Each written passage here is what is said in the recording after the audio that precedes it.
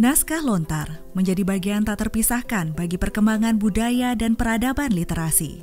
Namun ternyata, naskah lontar tidak hanya berupa aksara atau tulisan, melainkan ada juga yang berupa naskah gambar yang disebut dengan prasi. Prasi yang belum lazim dalam jagat seni lukis pada umumnya, membuat nilai artistik dari prasi ini sangat luar biasa. Dari sisi penyajian, prasi juga sangat khas, layaknya komik yang dinikmati lembar demi lembar. Seniman prasi asal Buleleng, I Gusti Bagus Sudiasta, bahkan menyebut prasi menjadi seni menggambar di atas lontar satu-satunya di dunia.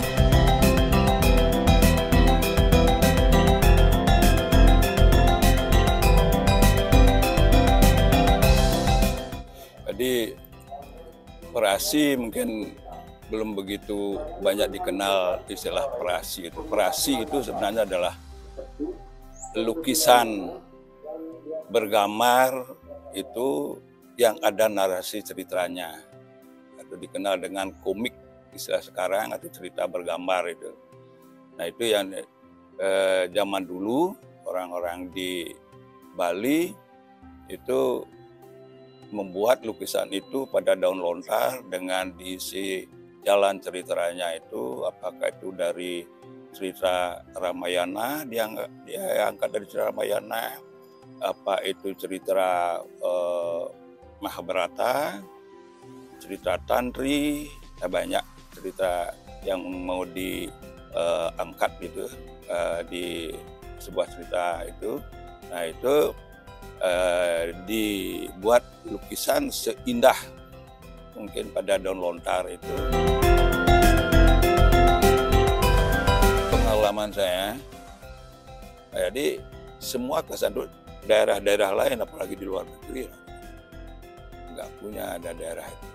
Cuma kalau daerah Aceh, Sumatera Utara dia bambu dia. Di bambu dia diukir di bambu. Jadi kalau komik di lontar seperti ini nggak ada yang satu-satunya ya Bali itu yang bisa seperti ini dan nggak ada di daerah-daerah lain.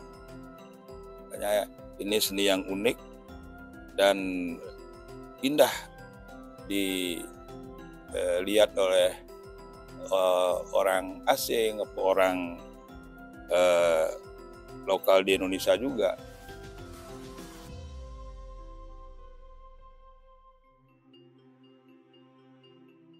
Pria asal desa Bungkulan, Kecamatan Sawan, Kabupaten Buleleng tersebut lebih jauh menceritakan, dahulu prasi hanya dikenal di lingkungan kerajaan di Bali dan biasanya dibuat berdasarkan keinginan raja. Hingga pada tahun 1930, beberapa karya prasi milik seniman-seniman prasi asal Buleleng dipublikasikan oleh salah seorang warga Belanda. Saat itulah prasi mulai dikenal oleh masyarakat luas, bahkan hingga ke mancanegara. Prasi itu banyak ditemukan di kerajaan-kerajaan, puri-puri, misalnya Puri Buleleng, Puri di Lombok. Jadi raja itu mungkin punya istilahnya pembantu raja, seni, undagi semua itu kan. Jadi mungkin raja itu agar dibawakan cerita apakah itu Tantri, apa cerita Jayendriya yang melambangkan cinta kasih. Nah itu biasanya kan, nah itu dibuat oleh pendamping-pendamping raja itu. Membuat prasi tidaklah mudah. Untuk membuat lukisan di atas lontar ini, dibutuhkan keterampilan menggambar dan tingkat kesabaran tinggi, serta detail dari sang pelukis yang akan sangat mempengaruhi hasil lukisan prasi tersebut. Jadi pertama itu kita harus memilih lontar yang dipakai menggambar prasi. Jadi ada istilahnya lontar taluh, lontar goa, ya lontar kedis. Biasanya lontar goa itu seratnya agak keras ya. Nah ini yang dipakai untuk menulis naskah lontar. Nah itu lontar goa itu. Jadi ukurannya agak lebar dan panjang. Nah kemudian kalau lontar taluh itu yang dipakai untuk menggambar prasi di lontar. Jadi seratnya agak halus, nah, sehingga nampak lukisan pada gambar pada daun lontar itu nampak juga halus. Jadi alat yang dipakai, jadi alat untuk membuat prasi ya namanya pengerupak dari pisau kecil yang depannya ini kecil dia. Nah, jadi tajam ujungnya, tetapi sini juga istilah ini meraih istilah Balinya nih. Jadi ini bisa membuat gambar di medan yang sangat kecil dia. Jadi karena lebar lontar yang dibuat ini hanya 3,5 senti ini. Jadi ada ini. Ini kemudian kalau yang dipakai menulis ya di lontar ya agak besar ya. Ininya. Jadi yang disebut pengerupak gitu. Ya. Nah, kemudian lontar-lontar itu dipilih, setelah dipilih kemudian yang harus dilihat.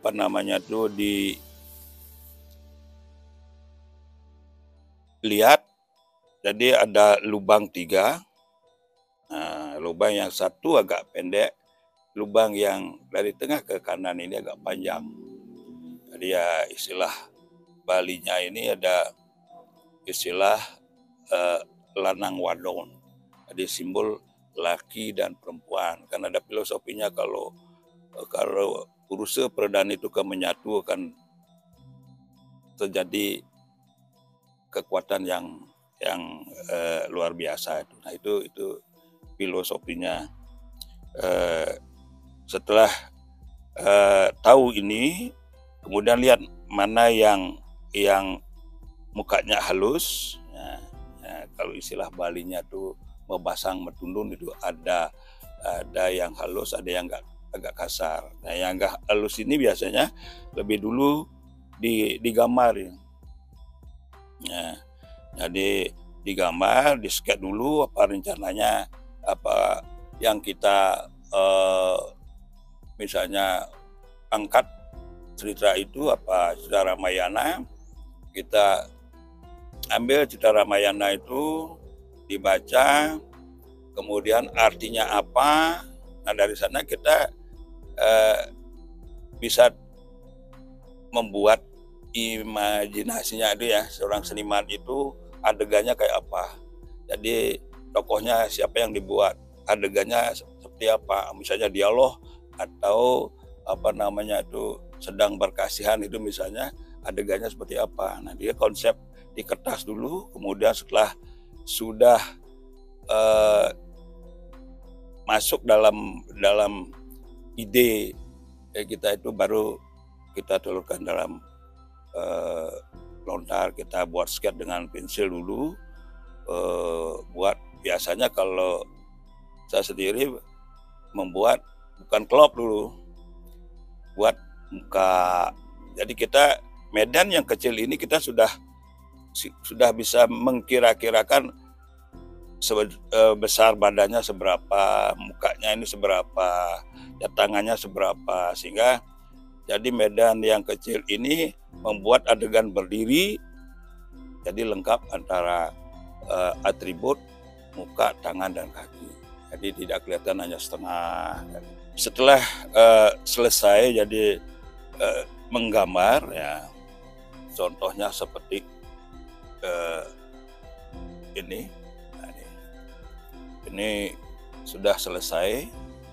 Nah kemudian digosok dengan arang kemiri. Ini arang kemiri ini dicampur minyak tanah biasanya.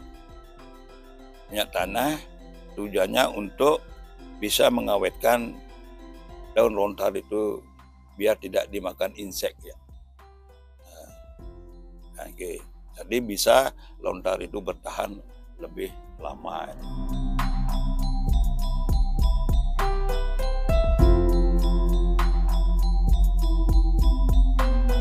Prasi memiliki makna simbolis dari suatu cerita yang ingin disampaikan oleh sang pelukisnya.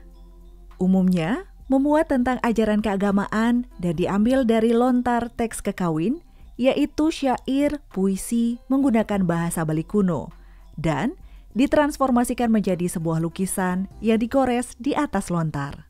Berdasarkan jenisnya, prasi dapat dibedakan menjadi dua, yakni prasi gerantang base dan prasi gancaran.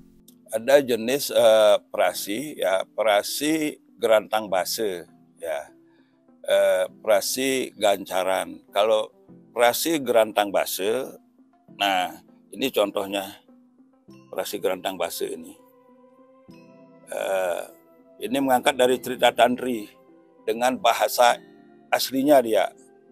Misalnya Usan Bupati. Jadi kita artikan dulu itu, oh ini artinya, kemudian baru digambar dalam bentuk lukisan. Jadi untuk menyambung antara gambar dan dengan nasi kata-katanya itu biasanya diisi titik-titik dia. Nah, tanda titik-titik nyambung dia. Sini nyambung terus ke sini dia nyambung maksudnya. Ya dibuat sambungan biasanya buat dari sini nih contoh kan dari sini nyambung dia yang halaman sebelumnya ya ini dibuat terus nyambung ke sini lagi buat titik-titik nyambung terus. Nah itu ya itu gerantang base. Jadi gerantang base itu lukisan kalimat dengan lukisan itu artinya sudah jelas di sana gitu. Jadi secara tidak langsung orang yang ingin itu tahu isi cerita Tantri itu dari melihat gambar itu tahu sudah. Oh gini jalan ceritanya. Oh ini jalan ceritanya. Nah, itu kemudian prasi gancaran itu biasanya dibuat dulu konsep ceritanya. Seperti saya sendiri membuat cerita Bomo Kawiye itu misalnya ya. Bomo Kawiye, kemudian Sinepati Salie atau Gugurnya Drona itu misalnya. Kita buat jalan ceritanya dulu, ditulis dengan bahasa Bali. Nah, setelah itu full dibuat di halaman ini gambarnya. Nah kemudian jalan ceritanya itu ada di baliknya dia. Nah, dengan memakai bahasa Bali misalnya berapa gambar di sini apa 10, 11 memakai kode isi kode ane, cara, ke, date, sawal berapa aja tokohnya ini. Kemudian di baliknya itu isi keterangan misalnya misalnya Wardah, ne bisa Sangkarsne, ce misalnya Walen gitu misalnya. Nah itu dibuat begitu. Setelah sesuai dengan tokoh di sana baru keterangannya gitu misalnya cerita yang ini gitu. Itu pakai bahasa Bali itu prasi gancarannya gitu.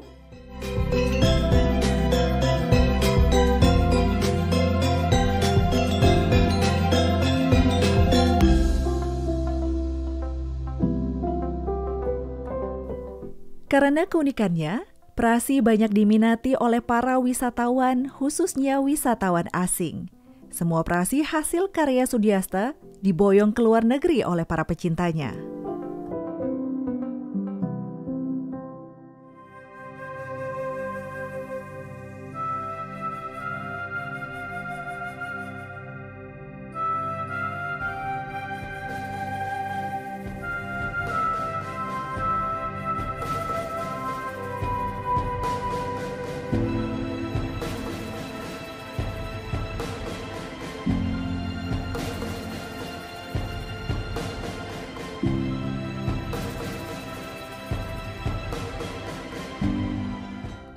sampai saat ini sudah banyak, yaitu kurang lebih ada 25-an itu karya prasi, tapi semuanya tidak ada di rumah. Jadi ada yang di Swiss, ada yang di Belanda, ada 3, ada di Jerman 2, ada di Perancis, ada di Italia, ada di Amerika, di Australia, ya banyak. Jepang, ya banyak. Di negara-negara di luar hasil karya. Sebagai satu-satunya seniman prasi di Buleleng, Sudiasta sempat khawatir akan keberlanjutan seni prasi di Buleleng di tengah pesatnya perkembangan teknologi saat ini. Namun, kekhawatiran tersebut memudar setelah salah satu universitas negeri ternama di Buleleng menjadikan seni prasi sebagai mata kuliah wajib bagi mahasiswa jurusan seni rupa dan berharap ke depan mereka bisa menjadi penerus seni prasi khususnya di Kabupaten Buleleng.